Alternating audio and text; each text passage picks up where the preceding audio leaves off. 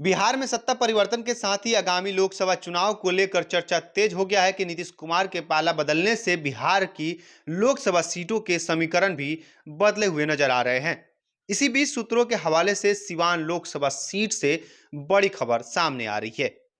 पूरी खबर बताएंगे, इससे पहले मेरा नाम समीर हाशमी है और आप देखना शुरू कर दिए हैं बिहार न्यूज प्लस।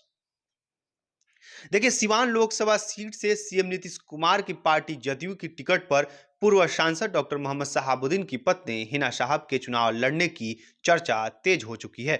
सूत्रों की माने तो जदयू नेताओं के संपर्क में हिना साहब हैं। आगामी लोकसभा चुनाव के मद्देनजर हिना साहब और उसामा साहब को जदयू में लाने की तैयारी चल रही है। सियासी अटकलों का बाजार इस वजह से भी है कि सिवान में हुए अब चुनाव में हिना साहब ने अप्रत्यक्ष रूप से भाजपा उम्मीदवार का समर्थन किया था। सूत्रों से इस तरीके का खबर सामने आ रहा है कि इस बार के सिवान लोकसभा सीट से राजद की टिकट पर पूर्व सीएम राबड़ी देवी के चुनाव लड़ने का संभावना जताई जा रही है। ऐसे में राबड़ी देवी को टक्कर देने के लिए हिना साहब ही सबसे मजबूत प्रत्याशी के तौर पर एनडीए देख रहा है।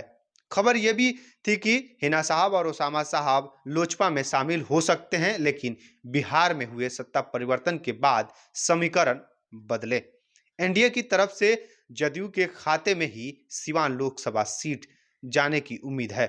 सूत्रों की माने तो नीतीश कुमार का गठबंधन इसी शर्त के आधार पर बिहार में भाजपा से हुआ है। बीजेपी भी हिना साहब को एनडीए का हिस्सा बनाने के लिए तैयार है, ताकि आगामी लोकसभा चुनाव में राजद को सियासी मात देने के लिए हिना साहब को चुनावी मैदान में उतारा जा सके। लोजपा के अध्यक्ष चिराग पासवान भी इस पक्ष में हैं। अब देखना यह है कि हिना साहब और उसामा साहब किस तरफ रुख करते हैं।